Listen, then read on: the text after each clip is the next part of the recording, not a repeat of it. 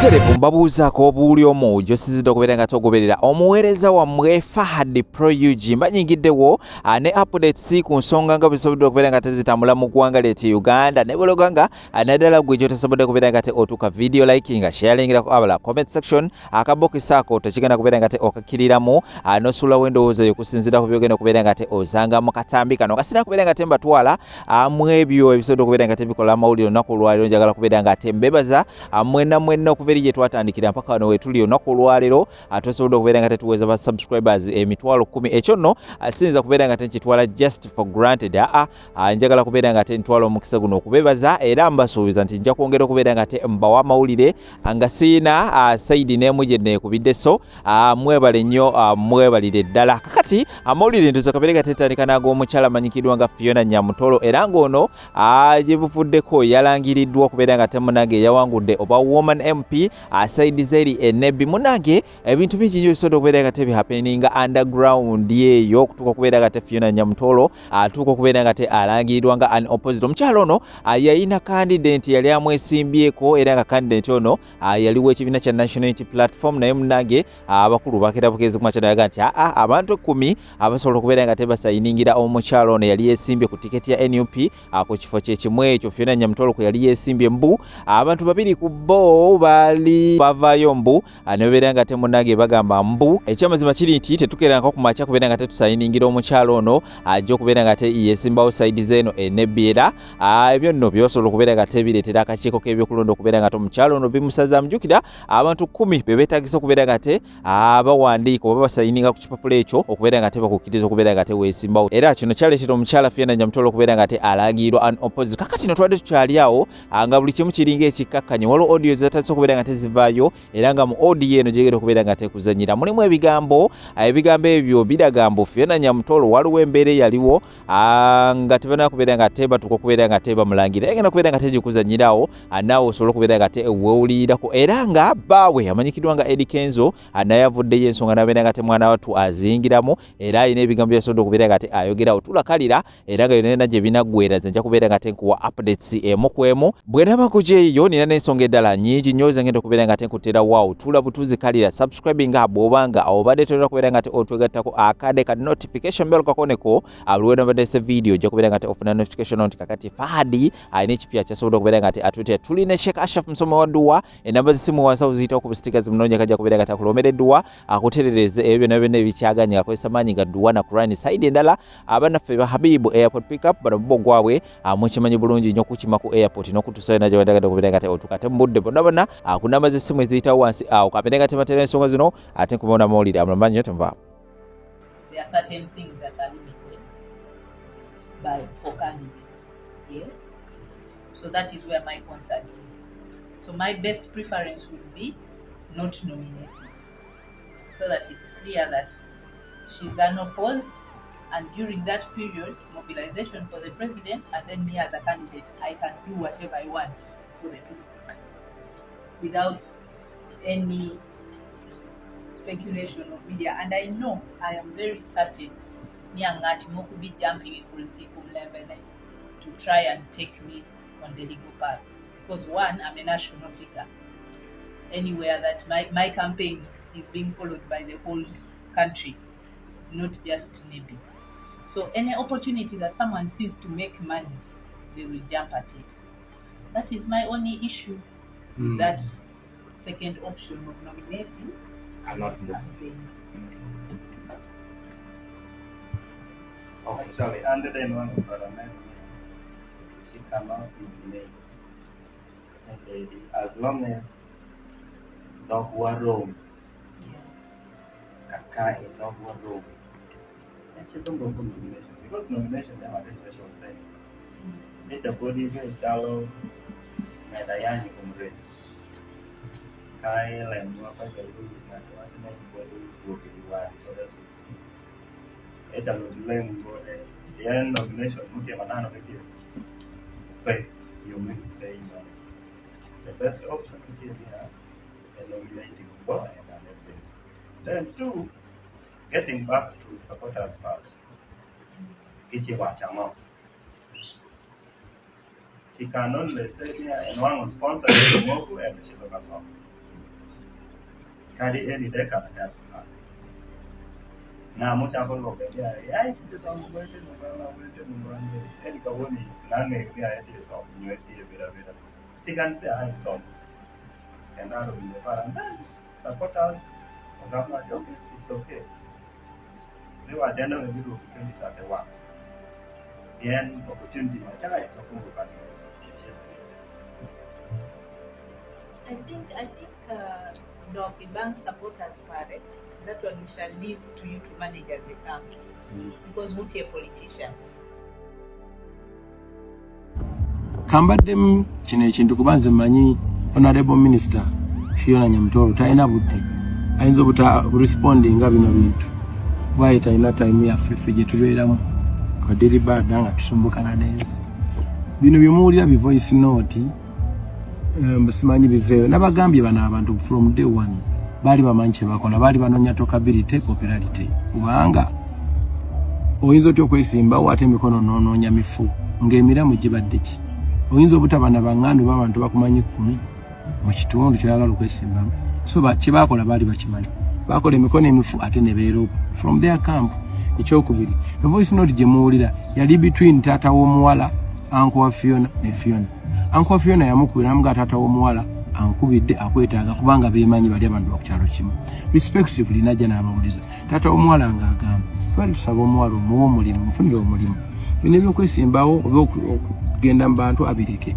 nga bagamba one option one baleme nga banominating ne baleme genda mu bantu okitegeera gundi yokubiri bakole ki oba bamuleka agenda n'opposite ye n'abagamba respectively nti ifa temugenda tambula mu bantu you rather not nominate okitegeera ebisigadde tujjabira nenga bo mind me am a national figure sobola kubeera wano nga mu discussing this issue mugende mwerowooze mumbuulire kyemukola ki kyemulowooza tujja kuba tulaba n'abavira n'agenda kumbe bo baali bazze nga bali codinga nga baagala kutemamu buno bakole ki basaturating bafune tokability nga baagala promoting ndowooza n'okumu nebikuba teriyo abamuzeeyi bwe yaliyo noono bwe yaliyo mulaba ani asingayo amaanyi okitegeera so temutambuza nnyo obuntu obwo butalina makulu naye babagambe babawe the entire conversation nga ne taata w'omwana oyo ayogera ababalimba mbu the conversation is between Fiona and EC Musimanya Electoral Commission balimba the conversation is between tata w'omwana Uncle Fiona ne Fiona don't be deceived anachira President Museveni sagala ogambe mute tukwagala fa bakwogerako talina kyokoledde bantu Museveni yafuna omukisa tibana Uganda tebalizoninga nnyo tebabuuza nnyo bibuuzo abalimba kyonna kye bakola ki kati yalowooza obwongo bwonna butadde mu kukwata baana bakyagulanyi kukwata basauda madada kubanga sauda madada omusayi gwatandikira aliwo baamukuba nze wenyigira ebyana bya Nuupu bitula ku internet ne bivuma abalwanyi abali bafunye damage ku bulamu kyo kiri ku internet kiri amuogo ne kasede n'amazzi nekitandika okuvuma sauda madada amazima people have lost life in this struggle people have lost their families in this struggle nekifuka nekibeera eri oba London nekivuma nekyefulamu kyekitegerera ki kyofuna nsagala kamanyiro ka byana byaki kati amazima madada ekyo ekirwadde ekimuluma mu kkomera yakijjaluwa madada guno mulundi gwakosa nga asese mu musaayi spitting blood ndaliko ne madada twakola bakolanga institutional nga kyali mu people power nyamaani bakolanga institutional politics abantu boolina okuwa ekitiibwa mu struggle wano olina okuwa bajja ekitiibwa full figure Segirinya madada nabitex struggle vibe yalimu yinza n'obutadda twagala ne madada nga ayina ekirwadde ki naye nga mutuufu yakifuna muki kyovala omuntu yenna yamba madada kadi agenda kukolomerwa kyokati bamumyenaka ne mukomera gyali tebamupositingangako botaba tukyali mu struggle yekyana ekiteewalana newalana ne bamasiikini bamadada sabosirike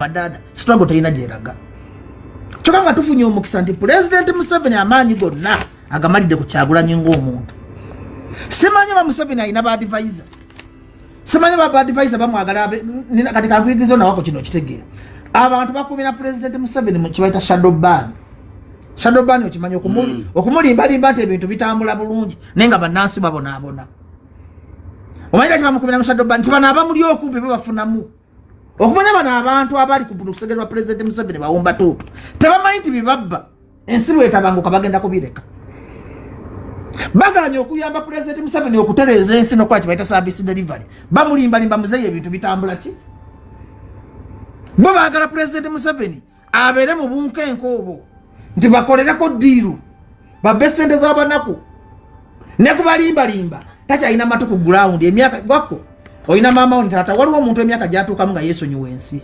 President waffe emyaka gyalimu tacha amanyi ku ground ekiyagalo kitegere bulungi mukumuwe ekitibwa okungi nti ati takkiriza nti kati nkuye wako obanga mu family yammwe ngoyina ate ogoze ku simu ate kati otandise bobanga mu family yammwe oteekera nga abasika oteeka nga obusika omusika abeere wali Tereza abali kuume ebintu bye byonnyini ne President Museveni talina musika gwateeseteese abamuli ku lusegere bamubbi emyaka 4 nze andabika n'okubanga yakoowa okufuga eggwanga naye bamugamba muzeeyi beerawo baganya okuyiga kati kanjigiriza ababbi b'enyalemu ti saawa zino abanaku babonaabona abaana baabwe tebasoma tebalina malwaliro basula njala nze mbadde nzituka ku makya omukazi ansanze nga yagala emitwalo 15 kusasula nnyumba mukazi mukulu ngenda zimuwakula okusatu ansanze nziruka nga sirina simu naki waliwo wentera obusozi bwentera okuddukirako mukatonga mukazi mukulu ali myaka 5 nagamba mwana wange bangoba mu nnyumba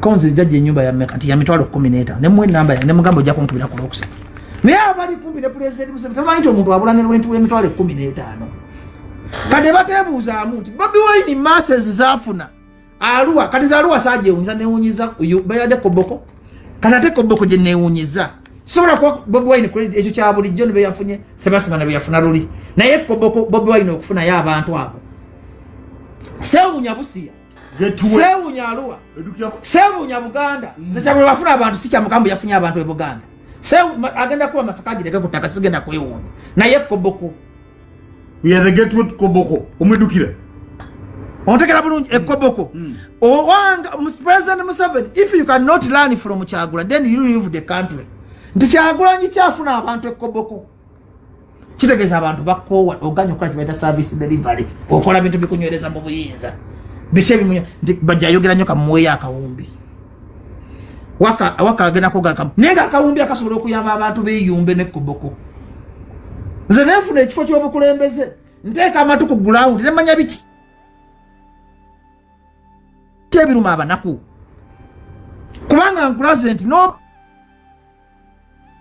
gikola ki naye baganya okumanya bano abantu okuyiga nti abantu ennaku ebaluma otegedde bulu kyekugamba bo bagagga nnyo balowooze wako ensi okukyuka kino nkyogera ku TV wako ensi okukyuka tegitwalya katikitiki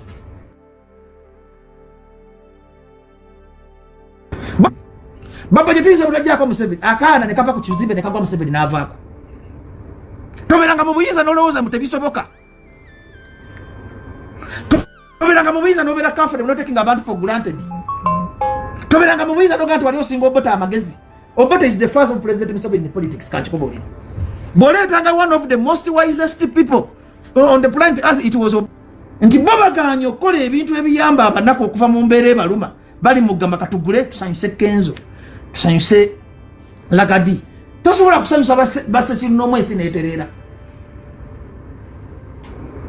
wako tali kitasoboka wako tali kitakola ki kakati bana ababbi in relation to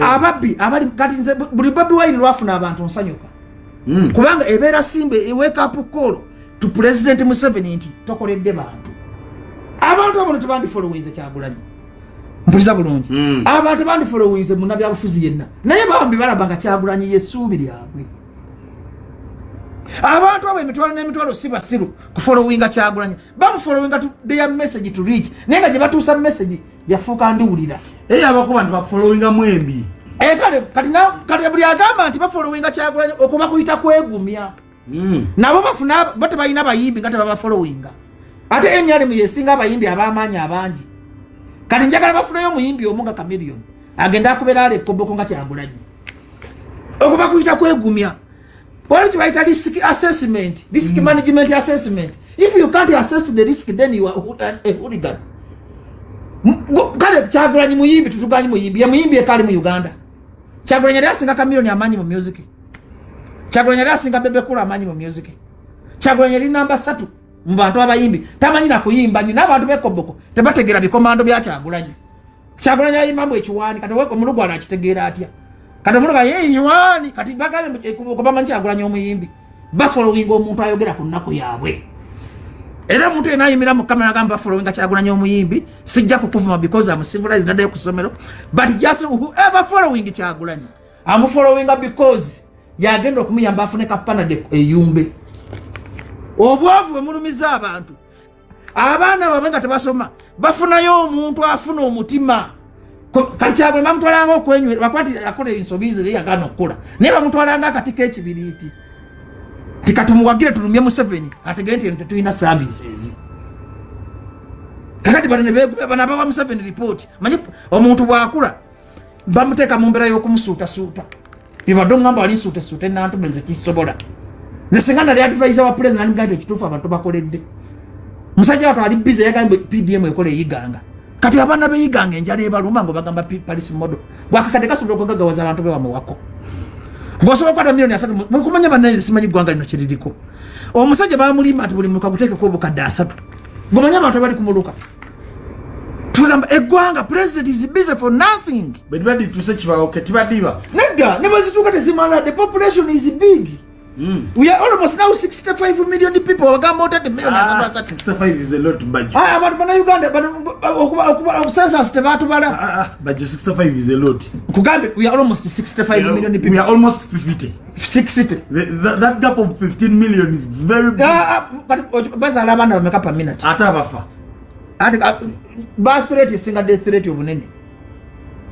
Ekyo kimanyi batokimanyi. Okobota birthday singade. Birthday. Ngato we are the youngest, one of the youngest populations. Because ekikula ngati awa birth rate is high than death rate. Kitegeza nti tuwangala. Kitegeza tuzaala nnyo. Tuzaala nnyo buli dakiika. Kati genda ebusoge no wetuli. Ebusoge omukazi awesa omwana mugongo ava ku sex kufuna lubuto.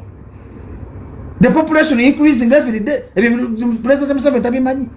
Kakati ensiba gitadde mu kufuna ko obuweerero. Ompulira bulungi kibaita okufuna obuweerero nti president takyasina ati atereza ggwanga ababbi takyasobola kulwanyisa ababbi akaddi ate ababbi bebamulimba nti bakola nnyo bebamuli ku lusegere ekizibu ky'eggwanga nti buli ali ku lusegere lwa president Museveni mubbi. Otegedde bulungi kati ababbi bamanyi lwaki bagai protecting the gain. They are protecting what they have achieved but the poor are crying like nothing. Kati go protecting what are you protecting wako tolina degree to wasoma. What are you protecting? Do you have anything to lose? Atabuzaze ko atinze naleta theme eyo. Kati theme ya Chibbi protecting the which gain is have you gained? Mpai gain yemu. What have I gained? What have you gained? Zakali nyizo kwa nabo ngainde zeyo butono. Ninga nange bwenda sibuli nokuba nabo.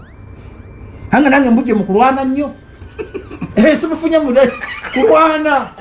No kama ntifunye milioni 10 kankole wali akaduka nga n'abantu bakama ate omukolera mu kwekweka balo bategera tu wano wabaki bayizo kwogerera otegedde bulungi tuli mu nsi nga ffenna tulinga ababibbi ezagende bali protect tewali but the few who have looted this country they are protecting their gains at the expense of the poor. But against that kwogera ku nengudo which engudo sitako genda kutunda. Do you have markets wane Buganda mwanyi zikola nga n'abasoko bakafuna bulayisisi bw'ebikajjo ng'embalala ewaabwe tebalina na ddamu z'amata ewaabwe president Museveni kukyala tekuli masanyalaze gayitawo muyise paka Ibanda abantu bakyanywa amazzi g'ekiddiba.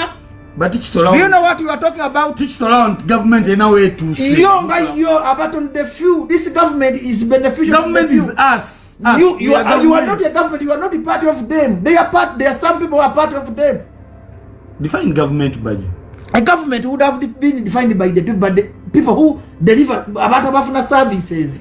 But most of the Uganda don't get services. More than around your t-shirt is in here. But about what you're nature kwambala. Bana bacharwanira n'ekyo kwambala bano n'obawa t-shirt de balwana.